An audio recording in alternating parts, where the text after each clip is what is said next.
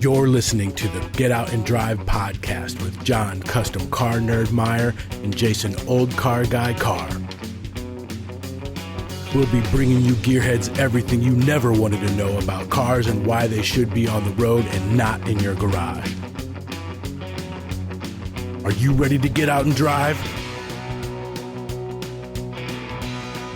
Get those cars on the road October 2nd, 2022 to celebrate National Get Out and Drive Day. Visit nationalgetoutanddriveday.com for more info. We know it's only April, but we're already gearing up for National Get Out and Drive Day this October 2nd, 2022. And to make National Get Out and Drive Day even better this year, we've got the Atlantic Nationals Extravaganza in Moncton, New Brunswick, jumping on board as an ambassador to help us get out and drive. And if you would like to be a National Get Out and Drive Day ambassador as well, just head over to nationalgetoutanddriveday.com and apply now. Welcome back to another action-packed episode of the Get Out and Drive podcast. My name is Jason Carr. I am John, CustomCarNerd Meyer. Jason, I know this is your first big major interview with us. And something we're not just rapping back and forth with each other. And we always talk about things in the automotive industry. And one of the biggest things we find is happening is I'm getting older. I know you're getting older, Jason. You've been working on cars for a long time. I've been doing it for about 30 years.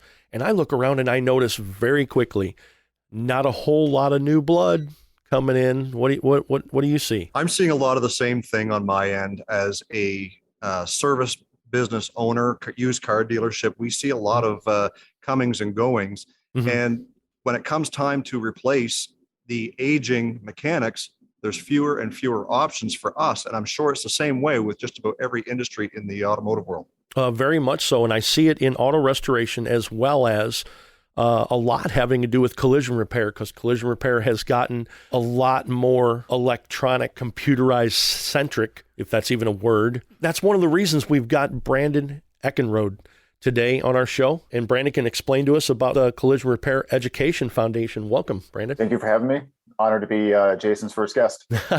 Well, I hope that we can get through this without too many mistakes or mispronunciations or bad words or anything like that. But nevertheless, we're going to kind of just jump right into it, Brandon, and tell us a little bit about what exactly you do for the industry. Absolutely. And thank you to the group for allowing me to be on just to help kind of explain what we do. But the Collision Repair Education Foundation, or CREF, just because it's a pretty long name, we are the collision industry's national 501c3 charity that works to support all high school and college collision repair or auto body repair school programs, students, and instructors around the country. So this is everything from your high school shop class, a community college, technical college, the technical schools like Lincoln Tech, Wyotech. They are under our umbrella of support. We've been around since 1991, and we were actually coincidentally formed even back in 1991 by the industry to help address the aging workforce issue that the industry was facing even back then.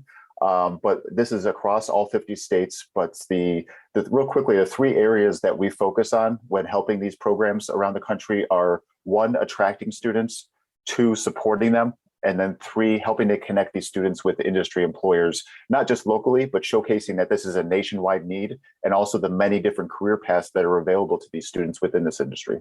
I saw even back then in the 80s era that schools were starting to wean off of the tech programs. And everybody then, not to get crazy political, but everybody was pushing college. You got to be in the computer sector, and you have to be doing this and you have to be doing that. And no one seemed to address the fact that everybody wants to be in the corner office, but who's going to build the corner office? Who's going to repair your car to get there? Who's going to do the electrical wiring and things? And as we've seen over the past 35 years or more, the trades have really been sloughed off crazy to the side. And I hate seeing that happen. Obviously now with social media and things and a lot of key people pushing the trades, I see that ramping back up.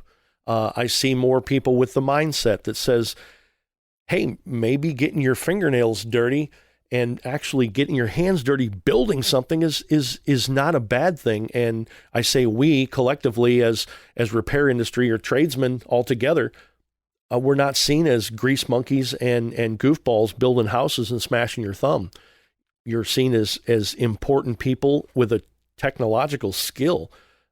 Is that what you push? Is that the direction you're headed, to teach the normal person about what you do? It is. And what we try to say is we try to influence the influencers when it comes to these students and them having to decide their career path.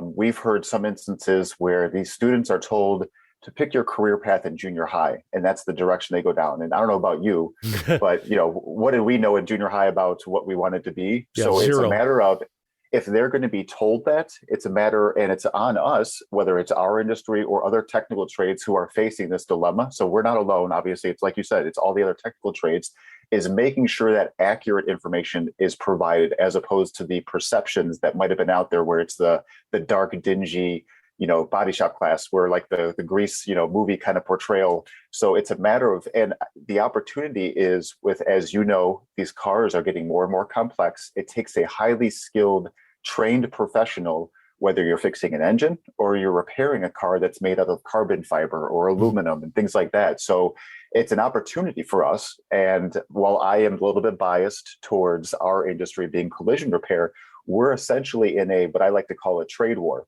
in terms of we're trying to get the best to come and work on our cars. And where I think it's going to become even more apparent to the public is the pain points they're going to feel, where we're not too far off because of the average age of where it's at, that when you get into an accident, you might not get your vehicle back for months because there's not enough people to fix it.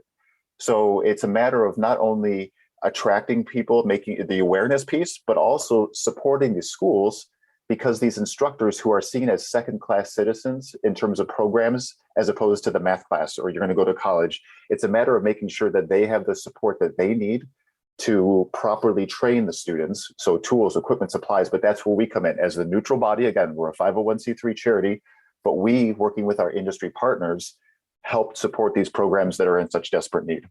Brandon, I want to go back just for a second to what you had mentioned at the beginning there about influencing the influencers.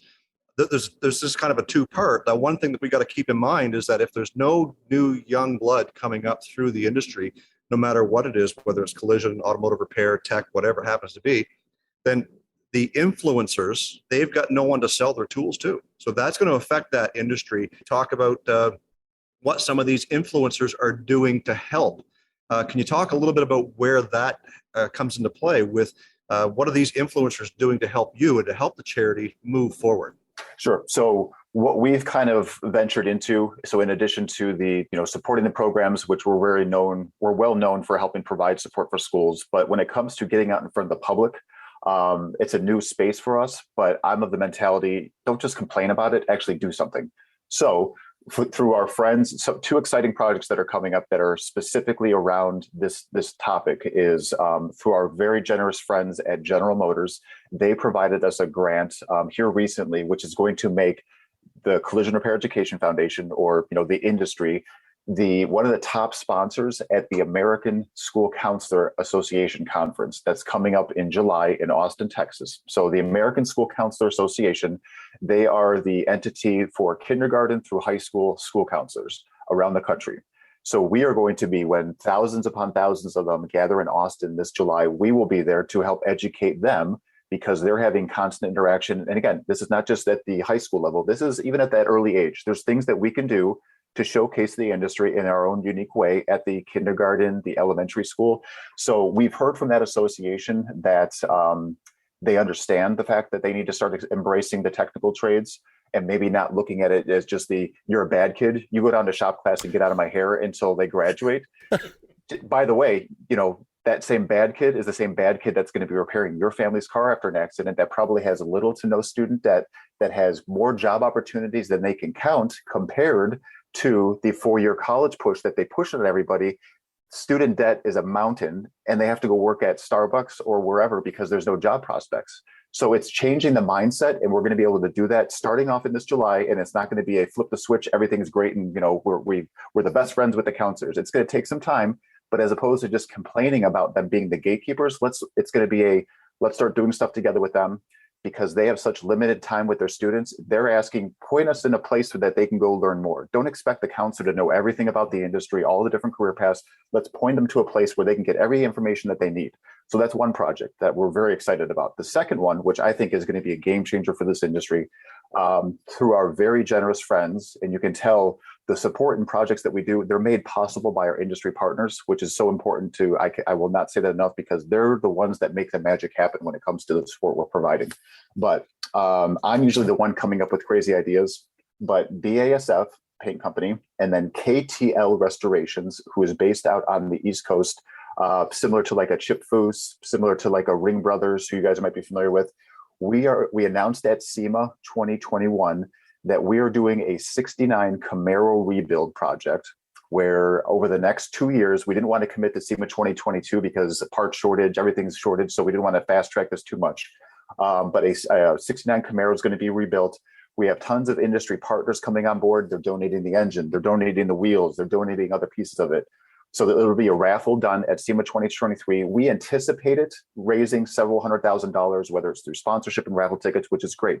But what this will specifically fund, and this is the key part, it will fund a national PSA campaign about this industry. So it's not too far off where you're going to see commercials on TV, radio, online, showcasing the industry in a lot better light, to say they're complex vehicles. We need, more youth in it. The average age in our industry, which is not too different than any other technical trade, is getting close to 60 years old. So it's going to be promoting this to the general public so that they start to understand that this is a career path for their student when they might be deciding what that path is going to be. Well, one of the things that I think that we, moving forward too, we talked about a little bit earlier, is, how soon people, guys like us, gals, decide what they want to do for the rest of their life. And in some cases, when I was in school, it was back in junior high school, middle school, when they started saying, you need to start thinking about what you want to do. And I mean, I always like to think of myself as a bright kid, but you're influenced by your friends. You do some certain things. And sometimes I was the guy that got sent down to the shop class because there was no other place for me. And I think that as we move forward, and I've got a young fella, he's in his early 20s, and he still doesn't know what he wants to do for a living. But moving forward, if they'd had something like this in place when he was in high school, then that might have helped curb that direction. And I think looking back to when I was in high school, back in, like John said, I'm not going to give away my age, back in the early 90s, I think some of the things that we wish that we had were just this. Now, of course, your program back then was just kind of ramping up. But I'm in Canada, and we see the very same thing happening here. Some of the local body shops, they're going through staff like crazy, because people get into the industry. They want to learn on the job a little bit. Once they realize it's what they've got, they weren't set up for the actual reality of what doing that type of work is going to do. How is it that your program is going to prepare these folks for reality? Like you said, they're going to come out debt free, or not as much debt as, say, somebody who went to 4 years or 6 years of university. How do you set these folks up for the reality of working and living after the fact, after the chorus is gone? Do you help get them into some jobs and stuff like that?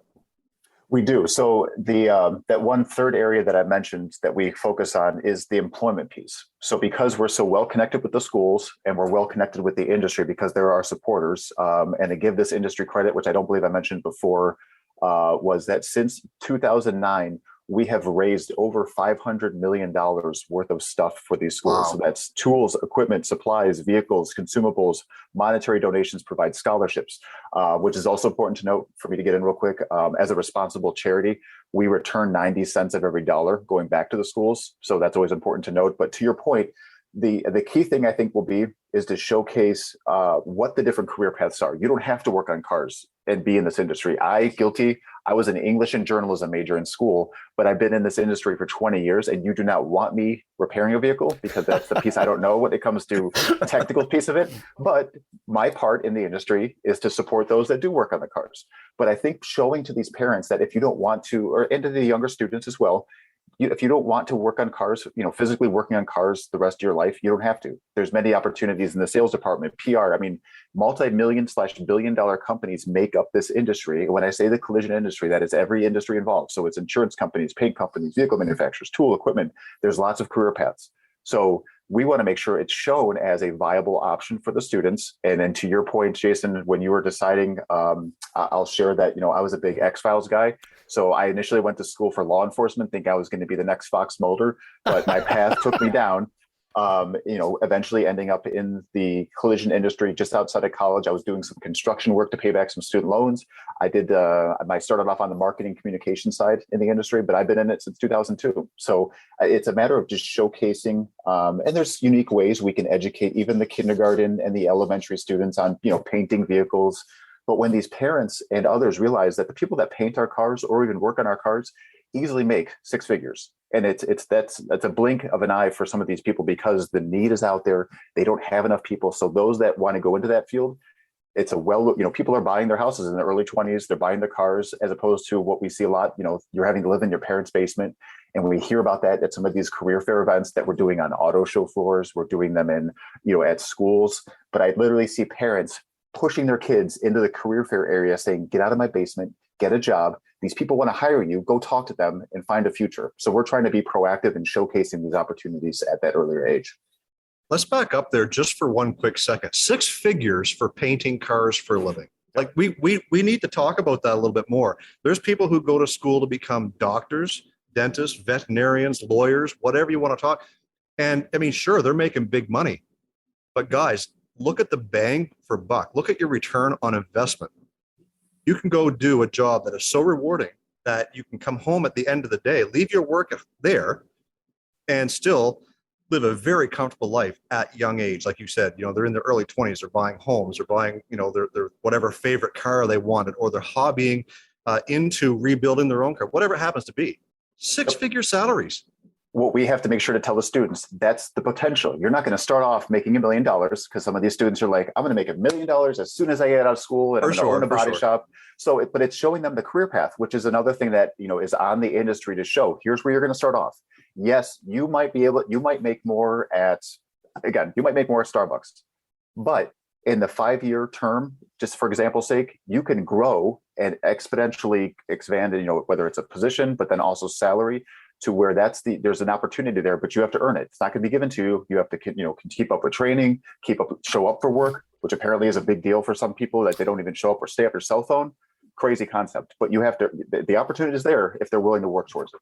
Very much so. I see that quite a lot. And I had my personal experience, and I touched on this on a previous episode.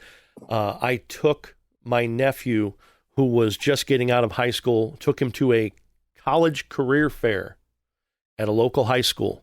Went in there and I'm like, all right, cool, no problem. I said, what would you like to do? He's talked about working on cars, talked about doing construction, all sorts of things, everything except for going to quote unquote traditional college type things and non-trades. And I said, okay, great. And we learned that there was going to be a person from the local union that was there for construction. And I said, all right, cool. Well, maybe we can talk to some of the union people, and this person's going to be there and that person. And I went in and immediately was looked at as a second-class citizen. And they said, all right, everybody who wants to go to college, everybody go down this hall. And we were the only two people standing in the middle of this room. And they said, oh, well, what are you guys doing? Well, we're meeting with the local tradesmen, and the officer that's going to talk to us about what to do with doing construction and things. And she goes, oh, well, that's down that hall down there. And they took off. And we were like, we had no idea what was happening. They didn't help us. Nothing happened. This seems to be the mindset. And I was even more sad when I went into the room and I was sitting down, and we were the only two people in there, myself and my nephew, and he's ready to work and he's ready to do everything. And the representative from the local union, he came in and he goes, he's looking around and there's crickets. He said, I guess you two are the only one here. Oh, okay. And he did his presentation and everything. And then in the middle, two people came in late. And it was another father and his son that was trying to get him into a trade and get him working immediately and not go to traditional college. And after that little presentation, I spoke for almost an hour, quote unquote, off record, out in the parking lot to this man about exactly what we're talking about today.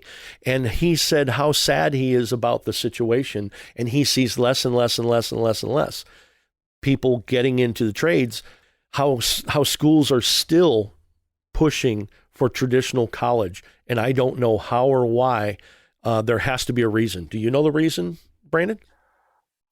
I don't, but if anything, I believe, again, me being slightly biased, but I believe the foundation, CREF, will help start change that mindset because of things that we're going to do, like I talked about, and or others, other initiatives that we have, to where I think it's an opportunity. Again, me trying to be eternally optimistic to where, yes, that is the current situation. I specifically asked in a recent interview that I did with the American School Counselor President, we've heard that, counselors get compensated on the number of students they send to four-year college. And the answer I got from them was that's not the case. So that was positive to hear. But at the same time, you would think if the counselors maybe better understood, because they probably are seeing what we're all seeing, that there's not a lot of job opportunities, that the fact that the students that they're pushing that direction are end up being in a terrible financial situation with that student debt, that if we can better educate and show what the real information is, hopefully, and again, it's not going to happen overnight, but that will change the mindset for them to better understand and accept the technical trades, whichever one it is. Obviously, we're specific to collision, but what those opportunities are, to hopefully start changing the turn, or changing the tide when it comes to what their acceptance is, but then also just providing the option. Not everyone's born to go to college. Maybe not everyone's great for a technical program, but at least better understand what the opportunities are so that they have that accurate information as opposed to what the stigmas are that we're trying to change and make these programs look more professional. I mean, I could talk for hours when it comes to what we try to do. We're a full-time staff of 4. So we have an incredibly lean but incredible team. And a quick shout out to Amber, Melissa, Tiffany on the foundation team with myself. But it's a national problem with a local solution. And I'm tired of people complaining about it. It's time for action. So if you're interested, even if you're just a car enthusiast, you love vehicles, you think shop class should be brought back, there's opportunities to help your local schools through us, make them look like professional learning environments. We work with our friends at Cintas, where you give a student a brand new uniform. And if you go to our website and see what these students look like compared to being in street clothes, instructors have told us that the 500 plus million that we've given out, the uniforms of all things have changed the mindset of the students because they act and feel like a professional in the industry. Brand new coat of paint on the floors, fresh coat of paint on the walls, make it look like an inviting place so that if younger students are being brought in on tours, it actually looks like a place they want to go, as opposed to, and I say this all the time, but it looks like you think you need a tetanus shot when you leave because the program's so dirty and dingy that why would I ever want to send my kid to a place like that? And it's no fault to the instructor. They're working with such limited program budgets. It's how we as a foundation can get the industry to invest to make it look like a professional learning environment so that they see a better quality being attracted and then hopefully graduated from their programs. And I think that boils right down to a little bit of creating an educational environment that parents are going to want to send their kids to, whether the kids are 100% on board or they're at that tipping point to say, oh, I just don't feel like going to work in a dark, dingy shop or whatever like that. And having that experience, the uniforms, the clean environment.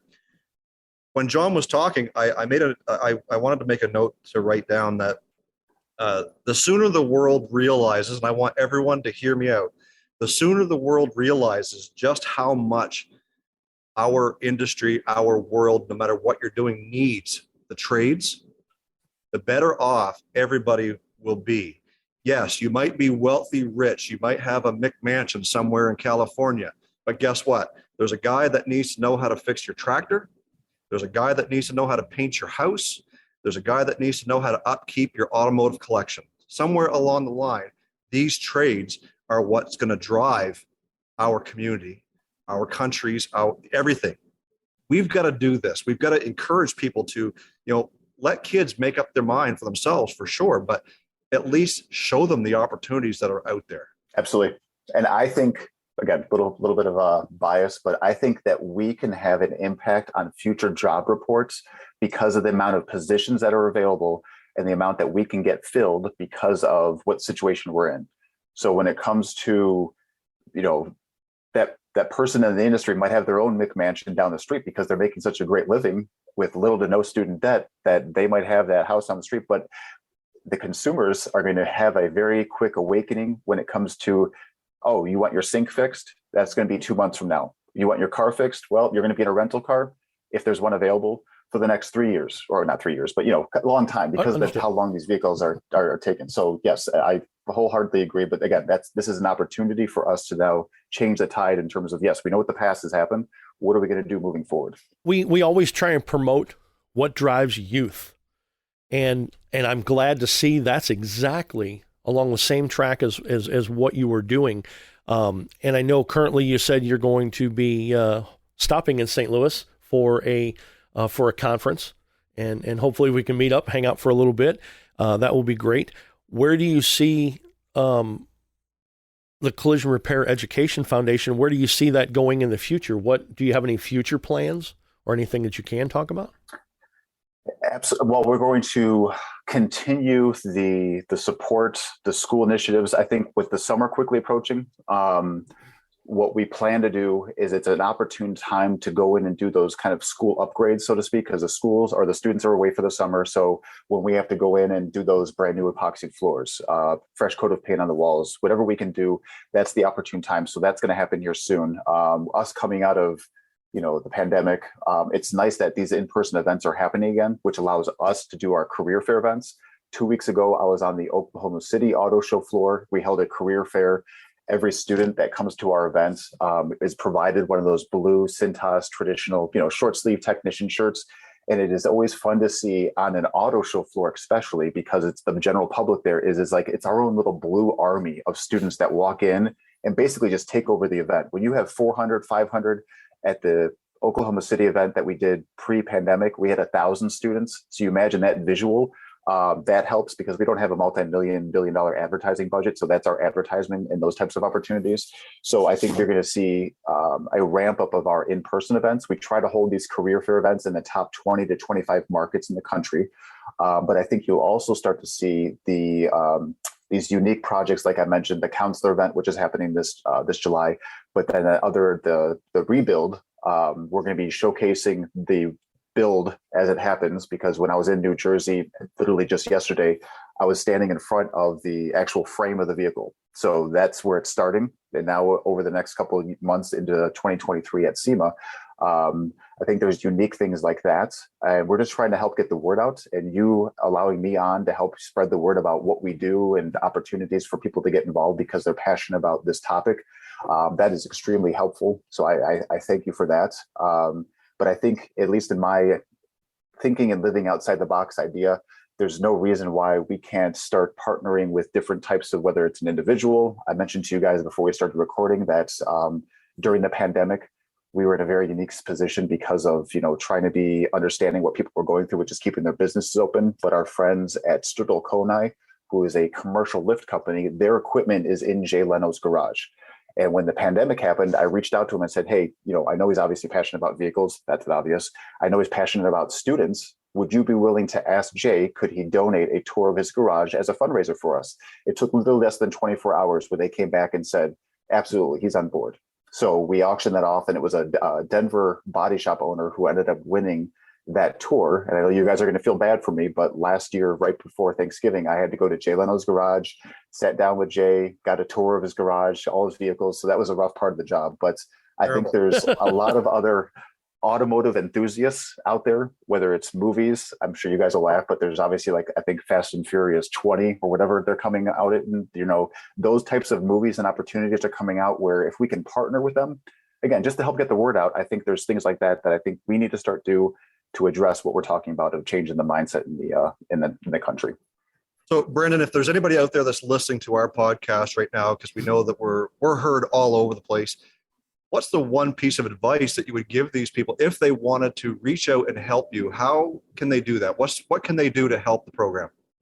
So if they go to collisioneducation.org, O-R-G, you'll learn more about us, but also reach out to us, because what I would love nothing more, even if you're not in the collision industry, maybe you're in the automotive industry, or you're just an automotive enthusiast and you want to get involved, there's opportunities where you can help your local schools. Again, there's about 1,000 schools, high school and college total, around the country that they need your help, meaning they need to, whether it's you volunteering, whether it's your company, you could sponsor uniforms. So whether it's, Jason's Body Shop in Chicago, Illinois, you could sponsor uniforms for the students in your backyard where your logo is on the uniform.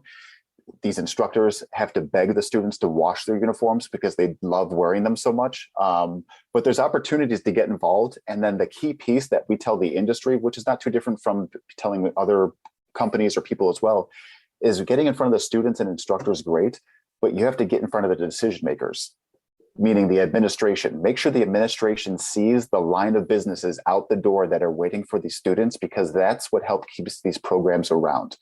Now more than ever, like I mentioned, I think before, these administrators or school districts, they're keeping a close eye on budgets. A body shop program, collision repair program is not the least expensive program to run, but a lot of these programs could be graduating 10 to 20 to 30 times the amount of students that they currently are, and it would not fulfill the need that's in that market. So as opposed to these programs closing, which we're hearing a lot of them are, we are hearing of people that are actually getting it, and they're opening up brand new multi-million-dollar transportation educational facilities. So we're putting a spotlight on that to showcase, hey, people are actually investing in these students. So let's celebrate that, as opposed to constantly saying this program's closing, that program's closing, this teacher's getting threatened with closing if they don't get more butts in the seats. So there's things like that that they can do with us, that you could be in the industry or not, that we can help get you connected or participate, buy a raffle ticket for that 69 Camaro rebuild. There's opportunities to support our efforts that will then help the future of those students that are learning how to repair the cars that we're seeing on the road. That's what drives me. Well, that is fantastic. And we'll certainly put, for everyone's listening, we'll put all the pertinent information, how to get hold of Brandon and the Collision Repair Education Foundation. We'll put all that stuff in the notes. They can have it. We'll have clickable links and everything on all of our social media, and great ways, easy ways for people to find you. Perfect. I cannot thank you enough, as it's, again, these types of opportunities of just getting the word out. There's people that aren't, one, not aware of the industry, or two, they're not aware of what we're doing. So I thank you for allowing me to come on and at least explain kind of what we're trying to do, and hopefully they'll join us in that effort. And this might be a great opportunity to say to any of the employers that are out there who are looking for employees, skilled people right out of this program, you might want to head over to racingjunk.com. That might be a great place to go, looking for the right place for the right person at the right time. They help us, let us help you. Well, fantastic. Had a great time speaking with you, Brandon. And man, I learned a lot. That's fantastic what you're doing. Thank you. Thank you so much for having me on, and appreciate it. Look forward to meeting you here shortly in St. Louis. Appreciate it. Excellent. Thanks a lot. Thanks so much. Jason, we sure get to talk a lot. Yes, and some of us more than others. Who, me? I'm not pointing any fingers. Yes, you are. But we want to hear from our listeners. Just go to our website, getoutandrive.com, scroll to the bottom of the page, and click the listener hotline button. We want to hear from you. Cool stories, breakdown stories. Questions, comments. Hate mail? Even hate mail? Even hate mail. You got a car show in your area? Let us know. Tell us an interesting story. Let us know what you like to get out and drive. Jason, I know you're new to the Get Out and Drive podcast. Don't you have something else on YouTube, like every Thursday? Yeah, we have a podcast style live stream that happens on YouTube called the Car Guy and Six Fan Show. It's myself and Grant Tommy, who goes by Straight Six Fan on YouTube. And we talk a lot about cars, only it's live. If you're not getting enough on the Get Out and Drive podcast, you can head over to the Car Guy and Six Fan Show every Thursday evening at 7 o'clock Central. It's a collaborative effort between myself and Straight Six Fan. So it alternates from my YouTube channel to his every Thursday night. I've been there. It's cool. That's where all the cool guys hang out. It sure is, and we look forward to seeing you again. Are you looking for more action-packed car content? Head over to YouTube for the Car Guy and Six Fan Show on Thursdays at 7 p.m. Central Standard Time. Find a link in the show notes and let them know you heard about it from the Get Out and Drive podcast. Speed over to our friends at racingjunk.com and sign up for a Pro Club membership. Use the code GETOUT to receive a discount when you sign up for a Pro Club membership. Cruise on over to our website, getoutanddrive.com, for all the info you never wanted to know about our podcast. Hit us up on our listener hotline, be the first to know what's happening, get industry news, and grab your Get Out and Drive merch.